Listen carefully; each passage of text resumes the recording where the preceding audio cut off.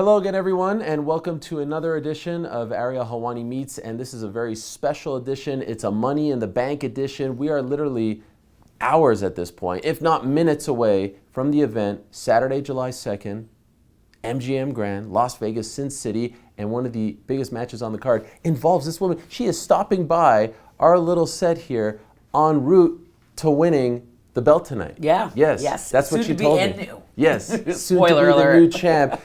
Royalty in our presence, Canadian royalty, a day after Canada Day. How special is this? The one and only Natalya Neidhart. Thank you. But it is Bret Hart's birthday. Today as well. Yes. Oh my gosh. We couldn't have scripted this any better. Exactly. I'm dedicating tonight to Bret the Hitman Hart. Oh my! Does that mean little sport? Like, will there be a sort of subtle nod to him, a shout out, something? It's funny because TJ was filming a birthday video for Bret. We were both surprising him with birthday videos, and TJ said to Bret, he's like, every match I've ever produced, like, it has Bret Hart influence in it. And TJ, of course, my husband, works with all the women in WWE, and like, you see so much of the Hitman throughout our work because Bret's work is just so iconic. It's timeless, seamless. It just, it's something that will never, like, it stays true, and it levels up in any era. So yes, you will see some tributes tonight to the Hitman. In every match, I always have them like in my heart, and I always keep them in mind for ideas and inspiration. I love it. Okay, now I'm even looking forward to it more. All right, I want to talk about this match, and I want to talk about this build. And in fact, last time I spoke to you was last August, the week before SummerSlam, in this very city. You had just gotten injured, and you weren't competing. Right. And you told me that SummerSlam meant a lot to your family. Your family's had such great moments there, and that you were devastated to not be competing. And it was such a big show, the fans had just come back. Fast forward 11 months, you're in one of the biggest matches back here in Las Vegas. It's not SummerSlam, it's a few weeks removed, right, but it's a really big deal. Right. The business is up and down. There's lows, there's highs. Back then, would you have predicted you'd be in a program like this with Ronda a year later? No, actually, because for me, I felt like, I think the last time we talked, I probably didn't express it, but I feel like I was in a little bit of a rut in my career, and like sometimes that happens. You can't have high all the time. Otherwise, the highs don't feel like highs. And so I was, especially when you're going through an injury, it's very hard. And I didn't know at that point if Ronda was even going to be back. Right, that's true. Because it's also very, very hard to come back after having a baby. For me, like I wasn't. This I wouldn't have imagined like a year ago or even 2 years ago that I'd be getting this huge opportunity against Ronda Rousey. Who, Ronda is somebody that like she is, and I believe this in my heart of hearts. I don't think women's MMA would be where it is today without her helping kind of move it along the way that she did.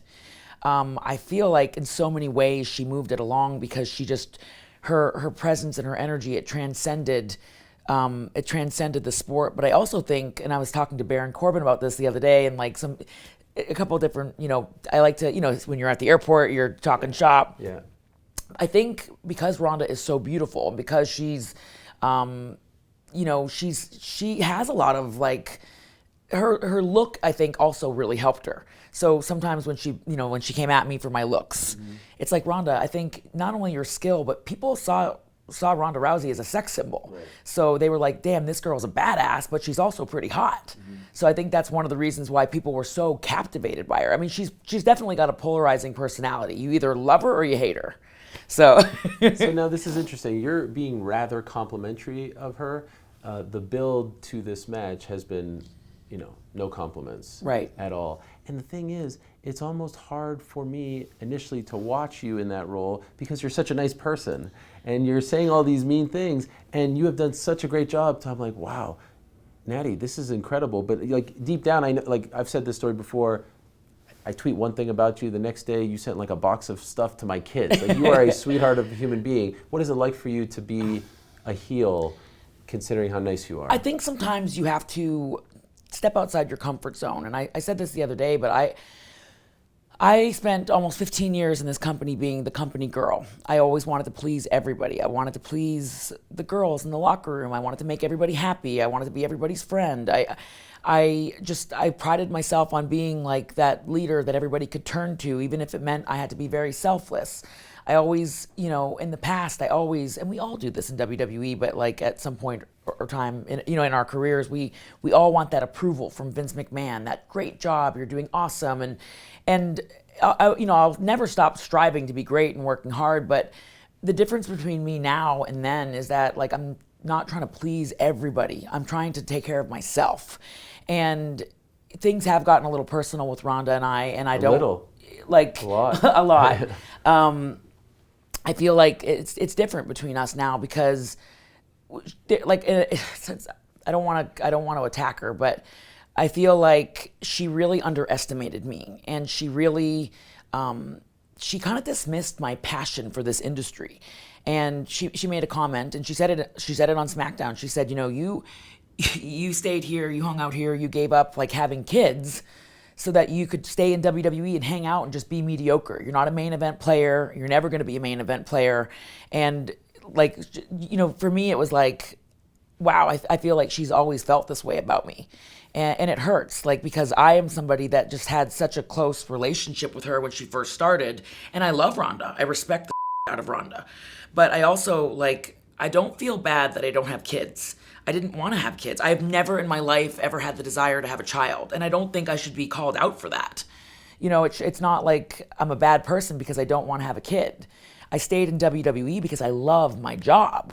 It's like asking somebody like Randy Orton, like, why are you still here? It's because Randy's the best damn player in the game.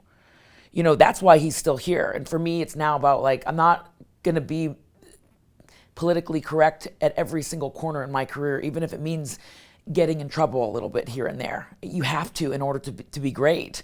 And I'm not going to worry about making friends with every single girl in the locker room, including trying to please Ronda and kiss her ass at every corner.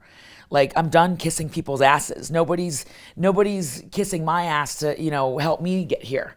I've helped everybody else get here. Now it's my time to stay here, to stay up here. When did you make that decision to stop caring about that stuff?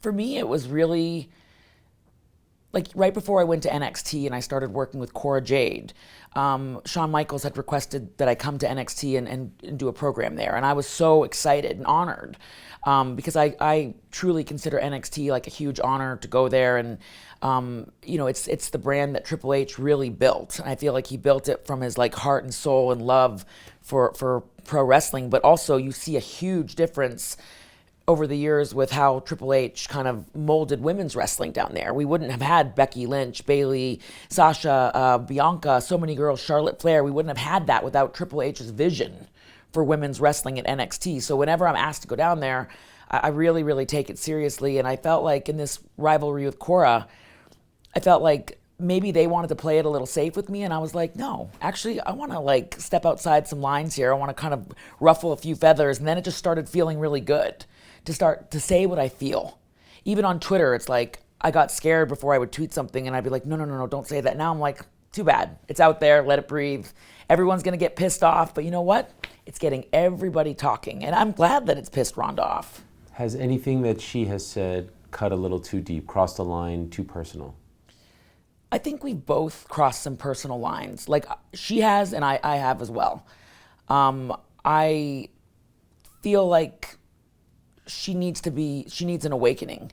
Like, she came into WWE, came back after having the baby, won the Rumble, and I feel like I've finally made her wake up and finally made her go, yeah, I want to do this, and I want to work hard at this, and I want to try really hard at this, and I want to be great at this. Because it's amazing what she's done for women in MMA. That's amazing, but you're in WWE now. I need you to be your best. I want you to be your best. I want you to want to steal the show. I need you to get pissed off so I can bring you up here. And sometimes you just need to bring people to that level. Like, I feel like this is the first time in 5-6 months that I've seen Ronda, like, something's really woken up in her soul where she's like, I got to step up. I got to step up and be better because I'm working with somebody that, like, is demanding better from me.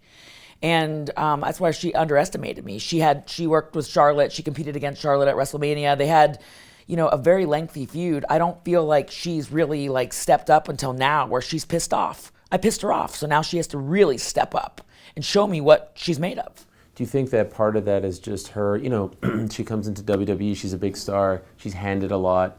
She didn't have to scratch, claw, work to get her spot, and it made her a little lackadaisical, a little, you know what I mean? Like, not give her that put. You need to fight for your spot, and then you need to fight for your spot again. Right. A lot has been handed to her, right? Right, and for me, like, I said this the other day to my husband, I said, I get scraps in WWE, especially over 15 years. Like, I have the body of work that I have because I've been here longer, I've lasted longer than every other woman that's ever been here in WWE ever. But I turn scraps into a banquet. I literally turn whatever little tiny thing you give me, I'm gonna make it gold. And I feel like every single woman that I work with, I demand that from them. And the one thing I will say about Ronda is that she does work very, very hard. When I trained with her, that was the extraordinary thing about her. When I trained with her, the second that I locked up with her, we had a magical chemistry. Like, we were just like, it was the way I felt when I first worked with Charlotte Flair at NXT. We locked up and it was just instant magic. And with Ronda, and I remember telling Triple H that, I said, like, when I worked with Ronda, when we were training together, we just clicked. Like, she and I it was just magical. It's just chemistry that you can't write or even like dream of. I would teach her something, she'd get it once. She just is like, she's an elite athlete, and she works through pain. There was a situation when we first started training and one of her knees gave out on her. She got right back up and she kept going for hours. So I know she has it in her to work her ass off. She's got a ton of work ethic. You don't get to where she is today without that work ethic. You don't. And I know that her mom instilled that in her a lot. But I need her to be her very, very best for what we're going to do tonight. I need her to find whatever passion that she has for pro wrestling. I need to feel that tonight. The same passion that she had for judo, the same passion that she had for MMA, the same thing that brought women's MMA to the forefront. I need to see that in Ronda Rousey tonight at Money in the Bank. And I hope she can bring it, because I know that when you've learned to live off of scraps, when you get an opportunity like this, for me, getting this opportunity, like, I'm ready to seize the moment. I've made an entire career off of seizing moments that were never, ever supposed to happen. By the way, you were very complimentary of her MMA career, what she's done, pioneer. I agree with everything. How would you assess her wrestling career? Do you think that she has had the same impact? Has she lived up to the hype, the expectations that were put on her when she came over? I think she's done very well for a few reasons. When the machine gets behind you, it's incredible. And I think that, when she first came in, there was a huge amount of buzz around her. She had a ton to prove. She had a ton to prove to wrestling fans around the world, just like Logan Paul, just like Bad Bunny. They gotta nail it. They gotta nail it. That first impression is everything. So we saw her with Triple H and Stephanie McMahon and Kurt Angle. You saw that performance. That match I watched with the Bella Twins. Ronda's very first WrestleMania match, and I was blown away by her ability to show emotions. Like, especially from a sport where, like, in MMA, we didn't see her show a lot of emotions. She was just a badass. When she sold, we call it selling, and Bret Hart was a master seller of somebody that showed emotions and was just like a magician at it. Ronda, like, I love the way she sells. I love the way she can connect with an audience as far as showing that emotion where she's in pain and she's hurting. She was also positioned with very, very good people in the industry to rise to the occasion. When you get to work with Triple H, Triple H is one of the best to ever do it in WWE. So when you're working with him, he's going to make you rise to the occasion. Kurt Angle is going to make you rise to the occasion. Stephanie is going to make you rise to the occasion. So Ronda was working with great, great people. She got to work with, I Got to Be Your Partner. I had a match that we had. It's one of my proudest matches in WWE, like, match that I'm like, I love telling the story of. We had 12 minutes to put the match together. It was Christmas 2018. And long story short, I pretty much had to call the match to Ronda in the ring. She could hang. Wow. She could hang. She hung the whole entire time. And we got like a standing ovation when we came back through the curtain. The match, usually not everything is planned, but we like to be able to discuss and talk about certain things with camera angles and just different things that we need for show business. For the entertainment aspect, we just talked in the ring. We had no time to plan it. So she could do that match with me on the fly like nobody I've ever worked with. That's why I know she's incredible. I want to feel that same passion from her right now. and I want to see it tonight. And I can't drive it home enough about how talented she is, but to be in WWE, you're only as good as your last performance. I want to see how you work with everyone. And she, to her credit, she and Raquel had a great match. You know, they had a match about a month ago, and I was very impressed with how she worked with Raquel, how Ronda worked with Shotzi, how giving she was. But every single night is a journey and a battle in WWE. You can't bank on how good you were 3-4 years ago at WrestleMania. It's always based off of your last performance. Last thing, if you could paint the perfect picture for tonight for you, as you said, it's Brett's birthday, Canada Day. You're back in Vegas, Money in the Bank, getting a chance to be champ again. Paint the scenario. Like, what's the perfect scenario for you? Well, it's just like the energy. The energy is amazing. I woke up today and I just was so excited. I could hardly sleep last night. It's that feeling of like, I'm about to do something great. I'm about to like make magic again. I'm about to, continue to fulfill like all of my wildest dreams. We're at a sold out MGM Grand. I'm getting to do what I would consider a dream rivalry, a dream feud with somebody who I used to be very, very close to, somebody that I have magical chemistry in the ring with. I know that things have gotten really personal between Ronda and I, but I also think that with it being that personal, it's going to bring out magic in the ring tonight.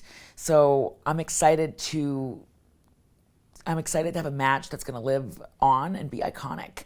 And I'm going to dedicate tonight's match to Bret the Hitman Hart. Oh, God. You're going to make me cry here. You're going to slap on that sharpshooter, look at the camera, wherever it is, take home the belt. Yep. Oh, yeah. my God. And there's no better night to do it, especially on Bret's birthday. And I think, like, the vision I have in my head, and I always try to find inspiration in matches, like, I think about Bret Hart versus Steve Austin. Oh, when you WrestleMania think, 13. It's like people this past year, like I think they did a poll. I can't remember who did it, but they did a poll. Bret was like trending worldwide on Twitter. They asked people what was your favorite WrestleMania match ever, and it was like a landslide with Bret and Steve Austin. And it's like you think about those matches that stand the test of time. Tonight is going to be one of those matches that really stand the test of time for women in wrestling. Can't wait. Thank you so much. Thank you, Good Ariel. luck to you. It goes down tonight on BT Sport Box Office. Natalya Neidhart versus Ronda Rousey. A dream match. They used to be friends. Now they're bitter enemies. It's tremendous stuff. Can't wait. Good luck to you. Thank you. Bring the belt home. Thank you.